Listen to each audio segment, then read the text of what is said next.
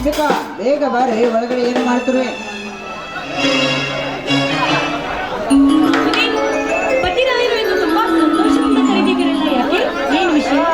ಸಂತೋಷ ಪಡುವ ಸಮಯ ಬಂದಾಯ್ತು ಅಂಬಿಕಾ. ವಿದ್ಯೆ ಮುಗಿಸಿ ನಿರುದ್ಯೋಗಿ ಆದ ನಿನ್ನ ಮೈದನಿಗೆ ಸರ್ಕಾರಿ ನೌಕರಿ ದೊರಕಿದೆ. ಏನು ಸ್ವಾಮಿ, ಏನು ಹೇಳ್ತಿದ್ದೀರಾ ನೀವು? ಸತ್ಯವನ್ನೇ ಹೇಳ್ತಿರುವ ಕಣೆ. ಅವನ ಕಷ್ಟಪಟ್ಟ ಓದಿಸಕ್ಕೋ ಅವನ ಬದುಕಿಗೆ ಅರ್ಥ ಸಿಕ್ಕಂತಾಯಿತು. ಹೌದು ಸ್ವಾಮಿ, ಇನ್ನಾದರೂ ನಮ್ಮಂತ ಬಡವರ ಕೂಗು ಆ ತಾಯಿಗೆ ಕೇಳಿತಲ್ಲ, ಅಷ್ಟೇ ಸಾಕು ಈ ನಮ್ಮಂತ ಬಡಪಾಯಿಗೆ. ಸತ್ಯವನ್ನೇ ಹೇಳ್ತಿರುವ ಕಣೆ. ಅವನ ಕಷ್ಟಪಟ್ಟ ಓದಿಸೋದಕ್ಕೂ ಅರ್ಥ ಸಿಕ್ಕಂತಾಯ್ತು ಅವನ ಬದುಕಿಗೆ. ಹೌದು ರೀ, ಈಗಲಾದರೂ ದಯೆ ತೋರಿದಳಲ್ಲ ಆ ತಾಯಿ ನಮಗೆ, ಇಷ್ಟೇ ಸಾಕು ನಮ್ಮಂತ ಬಡವರಿಗೆ. ಅಂಬಿಕಾ, ನೌಕರಿ ಸಿಕ್ಕಿತೆಂದು ನೀ ಚಿಂತೆಗೆ ಆಗಿರುವ ಸಮಯ ಅಲ್ಲ ಕಣೆಗೆ ಅದು. ಅವನ ನೌಕರಿಗೆ ಸೇರಿಸಿಕೊಳ್ಳಬೇಕಾದ್ರೆ 50,000 ಹಣ ಕೇಳ್ತಿದ್ದಾರೆ ಆ ಸರ್ಕಾರದವರು. ನಾನು ಮೊದಲು ಹೋಗಿ ಹಣದ ವ್ಯವಸ್ಥೆ ಮಾಡಿ ಬರ್ತೇನೆ. ನೀಲಿ ಸ್ವಾಮಿ, ಏನು ಹೇಳ್ತಿದ್ದೀರಾ ನೀವು? ಒಂದು ಹೊತ್ತು ಊಟಕ್ಕೂ ಲೆಕ್ಕ ಹಾಕುತ್ತಿರುವ ಇಂಥ ಬಡತನದ ಪರಿಸ್ಥಿತಿಯಲ್ಲಿ 50,000 ರೂಪಾಯಿ ಜೋಡಿಸುವುದು ಹೇಗೆ ಸ್ವಾಮಿ? ಅದನ್ನೇ ಯೋಚನೆ ಮಾಡ್ತಿರ್ಬೇಕಣೆ. ಈತ ಸ್ವಲ್ಪ ಭೂಮಿಯನ್ನು ನಂಬಿ ಕೂತರೆ ಬರಡಾಗಿ ಹೋಗುತ್ತದೆ ನಮ್ಮಂತ ಬಡ ರೈತರ ಬದುಕು. ಹೀಗಿರುವ ಮನೆ ಮಾರುವುದೇ ನಮಗೆ ಉಳಿದಿರುವ ದಾರಿ. ಸ್ವಾಮಿ, ಇದ್ದೊಂದು ಮನೆ ಮಾರಿ ಬೀದಿ ಪಾಲಾಗುವುದಕ್ಕಿಂತ ನನ್ನ ಮೈದನ ಬಾಳು ಬೆಳಕಾವುದಕ್ಕೆ ಮತ್ತೊಂದು ದಾರಿ ಇಲ್ಲವೇ ಸ್ವಾಮಿ? ಹಣದಿಂದ ನೌಕರಿಗೆ ಸೇರಿಸಬೇಕಾದರೆ ನಮಗೆ ನಾವು ಉಳಿದಿರುವ ದಾರಿ ಅಂದರೆ ಮನೆ ಮಾರುವುದೇ ಸ್ವಾಮಿ. ಬೇಡ ಸ್ವಾಮಿ, ಇದ್ದೊಂದು ಮನೆ ಮಾರಿ ಮಾನ ಕಳೆದುಕೊಂಡು ಬದುಕುವುದಕ್ಕಿಂತ ನನ್ನ ಮೈದನ ಬಾಳು ಬಂಗಾರವಾಗುವುದಾದರೆ ಈ ನನ್ನ ಮಾಂಗಲ್ಯವನ್ನು ಮಾರಿ ಹಣ ತೆಗೆದುಕೊಂಡಿವೆ. ಅಂಬಿಕಾ, ಬಚ್ಚಿದ ಕೈಯಿಂದಲೇ ಮಾಂಗಲ್ಯವನ್ನು ಮಾರುವ ಕಟನ ಎಂದುಕೊಂಡಿದೆಯಾ ಈ ನಿನ್ನ ಪತಿಯನ್ನು? ಮತ್ತೇನು ಮಾಡಬೇಕು ಸ್ವಾಮಿ? ಕಷ್ಟಪಟ್ಟು ಓದಿದರೂ ಒಂದು ನೌಕರಿ ಸಿಗಲಿಲ್ಲ ಎಂಬ ಕೊರತೆ ನನ್ನ ಮೈದನಲ್ಲಿ ಇರಬಾರ್ದು, ಅದಕ್ಕಾಗಿ ಹೇಳಿದೆ ಅಷ್ಟೇ. ಅಂಬಿಕಾ, ಮದುವೆ ಆದ ಹೊಸದರಲ್ಲಿ ಮೈಸೂರನ್ನು ಮನೆಯಿಂದ ಹೊರನೂಕಿ ತೊಂಬದ ಮನೆಯನ್ನು ಮುರಿಯುವ ಮರದಿದ್ದಾರೆ ಈ ಕಲಿಗಾಲದಲ್ಲಿ. ಮೈದನಿಗೆ ಒಳ್ಳೆಯದಾಗಲಿ ಎಂದು ಮಾಂಗಲ್ಯವನ್ನು ಮಾರುವ ಸಿದ್ಧರಾಗಲಿ ನಿಂತಲ್ಲ. ನಿನ್ನಂತ ಆತಿಯನ್ನು ಪಡೆದಿರುವುದು ನನ್ನ ತಮ್ಮನ ನಿಜ ಪೂರ್ವಜನ ಪುಣ್ಯ ಎನಿಸುತ್ತದೆ. ಅಷ್ಟು ದೊಡ್ಡ ಮಾತೇಕೆ ಸ್ವಾಮಿ? ನನ್ನ ಕೊರಳಿಗೆ ಹರಿಮಣಿ ಸರವನ್ನು ಹಾಕಿ ಈ ಮಾಂಗಲ್ಯವನ್ನು ತೆಗೆದುಕೊಂಡು ಬನ್ನಿ. ಒಟ್ಟಾರೆಯಾಗಿ ನನ್ನ ಮೈದನ ಬಾಳು ಬಂಗಾರವಾದರೆ ಅಷ್ಟೇ ಸಾಕು. ಬೇಡ ಅಂಬಿಕಾ, ಬೇಡ. ನಿನ್ನ ಕುತ್ತಿಗೆಯಲ್ಲಿರುವ ಮಾಂಗಲ್ಯವನ್ನು ತೆಗೆಯುವ ಪಾಪಿನಾಗಿ ಮಾಡಬೇಡ ಈ ನಿನ್ನ ಪತಿಯನ್ನು. ಏಕೆ ಸ್ವಾಮಿ, ಏಕೆ ಇಂಥ ಅಪಶಕುನದ ಮಾತುಗಳನ್ನು ಆಡ್ತಾ ಇದ್ದೀರಿ? ಈ ಮಾಂಗಲ್ಯ ಮಾರಿದರೆ ಏನಾಯ್ತು? ಮುಂದೆ ನನ್ನ ಮುತ್ತಿನ ಮೈದುನ ನನಗೋಸ್ಕರ ಮುತ್ತಿನ ಹಾರವನ್ನೇ ತರ್ತಾನೆ. ಅಯ್ಯೋ ದೇವಾ, ನಿನಗೆ ಹೇಗೆ ಹೇಳಲಿ ಅಂಬಿಕಾ? ಅಂಬಿಕಾ, ನಾನು ಈಗ ಜಯಸೂರ್ಯನವರ ಹತ್ರ ಸಾಲ ಕೇಳಿ ಬರ್ತೇನೆ. ಸಾಲ ಸಿಗದಿದ್ದರೆ ನಿನ್ನ ಆಸೆಯಂತೆ ಆಗಲಿ. ಬೇಡ ಸ್ವಾಮಿ, ಈ ಹಿಂದೆ ಮಾಡದ ಸಾಲದ ಬಡ್ಡಿನೇ ನಮ್ಮಿಂದ ತೀರಿಸಲಿಕ್ಕೆ ಆಗ್ತಾ ಇಲ್ಲ. ಮತ್ತೇಕೆ ಸ್ವಾಮಿ ಆ ಶ್ರೀಮಂತರ ಸಾಲ? ಬೇಡ ನಮಗೆ. ಮತ್ತೇನು ಮಾಡುವುದು ಅಂಬಿಕಾ? ಅವನ ನೌಕರಿಗೆ ಸೇರಿಸಬೇಕಾದರೆ ಶ್ರೀಮಂತರ ಹತ್ರ ಸಾಲ ಮಾಡಿ ಜೀವವಿರುವವರೆಗೆ ಅವರ ಮನೆಯಲ್ಲಿ ಜೀತದಾಳಿಗೆ ದುಡಿದರೂ ಚಿಂತೆಯಲ್ಲ. ನಾನು ಸಾಲ ಕೇಳಿ ಬರ್ತೇನೆ. ಆಯ್ತು ಸ್ವಾಮಿ, ಹೋಗಿ ಬನ್ನಿ. ನಿಮ್ಮ ಮಾತಿಗೆ ನಾನೇಕೆ ವಿರೋಧಿಸಲಿ? ಅಂಬಿಕಾ, ನಾವು ಸಾಲ ಮಾಡಿದ ವಿಷಯವನ್ನು ಮನೋಜನಿಗೆ ಗೊತ್ತಾಗಬಾರದು. ಅವನು ಮೊದಲೇ ಮುಂಗೋಪಿ ಸ್ವಭಾವದವನು. ಒಂದು ವೇಳೆ ಗೊತ್ತಾದರೆ ಅವನು ಖಂಡಿತವಾಗಿ ನೌಕರಿಗೆ ಒಪ್ಪೋದಿಲ್ಲ. ಆಯ್ತು ಸ್ವಾಮಿ, ಹೋಗಿ ಬನ್ನಿ.